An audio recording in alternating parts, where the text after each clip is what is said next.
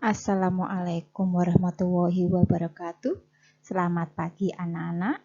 Hari ini kita akan belajar lagi pembelajaran kelas 5, tema 2, subtema 1, pembelajaran 4. Mari kita mulai pelajaran hari ini.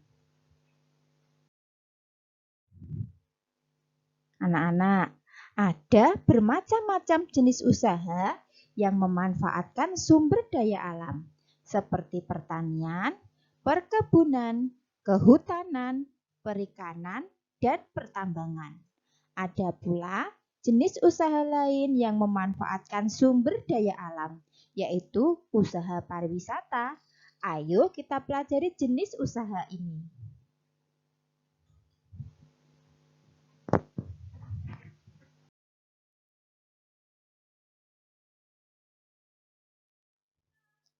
Ayo sekarang kita membaca.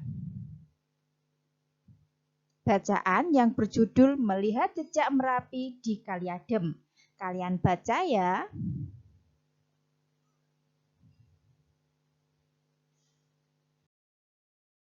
Ini bacaan berikutnya.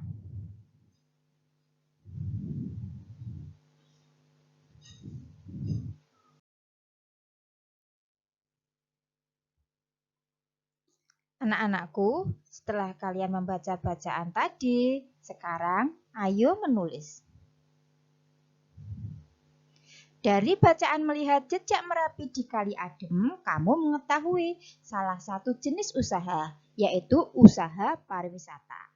Sekarang Ibu mau tanya, apakah di daerah tempat tinggalmu ada pariwisatanya? Nah, sekarang pertanyaannya, di mana kamu tinggal? Kemudian yang kedua, apakah di daerah tempat tinggalmu ada jenis usaha pariwisata? Kemudian soal yang ketiga, bagaimana pengaruh adanya usaha pariwisata bagi kehidupan masyarakat? Kalian jawab ya, ini sebagai tugas yang pertama. Jenis usaha bidang jasa. Jenis usaha pariwisata merupakan usaha di bidang jasa. Bidang jasa berkaitan dengan pemberian layanan konsumen. Contoh usaha jasa selain pariwisata antara lain perbankan, keuangan, asuransi, kesehatan, dan hukum. Sektor jasa di Indonesia, terutama pariwisata, berkembang pesat. Pesatnya jasa pariwisata didukung potensi panorama alam Indonesia yang elok. Sektor pariwisata di Indonesia juga menonjolkan aspek budaya. Contoh objek wisata alam adalah danau, pantai, bukit, pegunungan, dan gunung. Juga suaka alam serta flora fauna. Contoh objek wisata budaya adalah kesenian daerah, upacara adat, keraton, dan candi. Berkembangnya sektor pariwisata menumbuhkan usaha-usaha penunjang jasa pariwisata, yaitu yang pertama, pengelola jasa penginapan, misalnya hotel, motel, wisma, dan losmen. Kemudian yang kedua, usaha penjualan barang cenderamata atau souvenir.